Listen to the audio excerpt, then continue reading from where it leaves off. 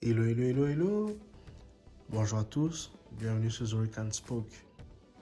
Les amis, franchement, cette Coupe du Monde est vraiment spéciale en fait.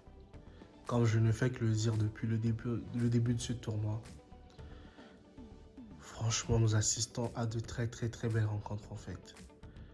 C'est pourquoi je ne vais pas tarder à vous faire un débriefing rapidement du match ayant opposé le Qatar au Sénégal. Si vous voulez en savoir davantage, si vous voulez comprendre mes analyses en profondeur, je vous invite à rester jusqu'à la fin de cette vidéo afin de mieux comprendre le comment du pourquoi. Bienvenue sur The Weekend Sport, les amis. Sinon, aujourd'hui, le Qatar jouait son match. Le match, on va dire, le match de sa survie, le match qui pouvait les permettre de rester dans cette compétition à nouveau. Parce que ce n'est pas évident d'organiser une Coupe du Monde et de se faire sortir de sa propre Coupe du Monde très rapidement, en fait. Je crois que le Qatar est le deuxième pays, après l'Afrique du Sud, à avoir été éliminé de sa propre Coupe du Monde, en fait. L'Afrique du Sud en 2010, le Qatar en 2022.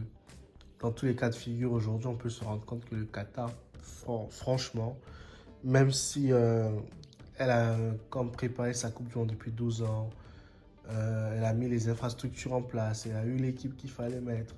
Elle est aujourd'hui compétitive, mais ce n'était pas assez. Elle n'a pas comme l'expérience des grandes compétitions en fait.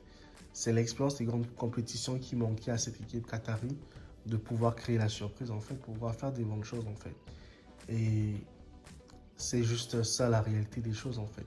Et pour une fois, le Sénégal a été réaliste. Le Sénégal a su marquer, le Sénégal a su faire évoluer là-bas, le Sénégal a su s'adapter à son adversaire du jour, le Qatar. Et le Sénégal est en mesure enfin de marquer au moins 3 buts. Parce que ça, c'est anecdotique. Hein. L'équipe nationale du Sénégal, c'est une équipe qui est très très forte en défense. Mais offensivement, elle ne marque jamais plus d'un but ou plus de 2 buts en fait. C'est toujours difficile. Et le joueur qui est là pour marquer ses buts, il n'est pas là présentement. Donc ça fait en sorte que ça devait comme créer de l'anxiété chez les joueurs sénégalais. Mais la réalité aujourd'hui elle est différente. Aujourd'hui, Aboulaye Dia qui est là, qui est quand même un avant-centre en fait. Il a la lourde tâche de remplacer Sadio Mané. Mais aussi dans l'histoire du Sénégal, le Sénégal a toujours de bons attaquants, à savoir Mamadou Niang par exemple, Moussa Sow. Donc, ce sont des attaquants qui ont marqué l'histoire du Sénégal quand même. Et là, Diouf. Donc, pour ne citer que cela, aujourd'hui, le Sénégal devait encore prouver, et c'est la première victoire africaine dans cette Coupe du Monde. Vous savez, les équipes africaines sont tellement attendues dans les tournois comme celui-ci, notamment les Coupes du Monde. Et aujourd'hui, le Sénégal vient de faire honneur à tout un continent. Il reste les autres équipes qui vont jouer. Il reste le Maroc, la Tunisie, le Cameroun et le Ghana qui vont jouer encore. Donc pour un départ, on ne peut que féliciter le Sénégal d'avoir su gagner son match, d'avoir su battre le Qatar, même si aujourd'hui le Qatar est éliminé. En tout cas, merci aux Qataris pour cette Coupe du Monde parce que c'est une très très belle Coupe du Monde. En dehors des polémiques qui sont nées tout autour de l'événement, oui, il y a eu des polémiques, il y a eu des affaires qui ont été faites. Mais quand on va parler purement sportif, le jeu sur le terrain, franchement, pour moi, le Qatar était au rendez-vous, les stades sont pleins, les équipes jouent correctement et ça, c'est ce qu'on veut. Maintenant, ce qui est autour, ça va être aux fédérations de pouvoir régler ça là.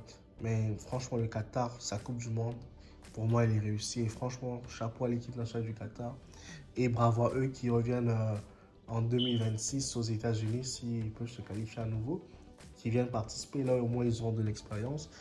Et ils auront un mot à dire en fait dans la prochaine Coupe du Monde qui va venir. Mais bravo à eux encore pour le jeu produit parce qu'ils n'ont pas démérité, mais ils n'ont pas l'expérience du haut niveau et des compétitions en fait. Alors que le Sénégal, là, le Sénégal c'est une équipe qui joue depuis très très longtemps. Le Sénégal a genre cette expérience du haut niveau quoi. Et aujourd'hui, bravo à Edouard Mendy parce que pour une fois, Edouard Mendy, il a fait un bon match depuis après de longs moments, hein, parce qu'Edouard Mendy, il y a des fois il est bon, il y a des fois il n'est pas du tout bon, on ne comprend jamais Edouard. Mais en tout cas, vraiment du courage à lui qui ne lâche pas aussi.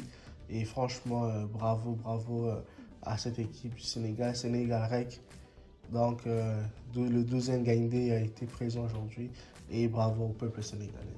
Vraiment pour cette victoire, je pense que ça a fait du bien au peuple sénégalais et que le peuple sénégalais aujourd'hui va bien dormir et que les jours à venir, le dernier match du Sénégal contre l'Équateur, que le Sénégal va battre l'Équateur si possible. Comme ça, au moins, le Sénégal sera en huitième de finale et aller défier je ne sais pas quelle équipe, mais au moins le Sénégal va faire honneur encore à son prestige, à son rang. Allez, quant à moi, je vous dis à très bientôt. Si vous avez aimé cette vidéo, abonnez-vous, commentez, likez, partagez autour de vous afin qu'un grand nombre de personnes soient aussi au courant de l'existence de nos analyses. Moi, je vous dis à très bientôt et merci beaucoup les amis. Prenez soin de vous. Ciao, ciao, ciao. See you.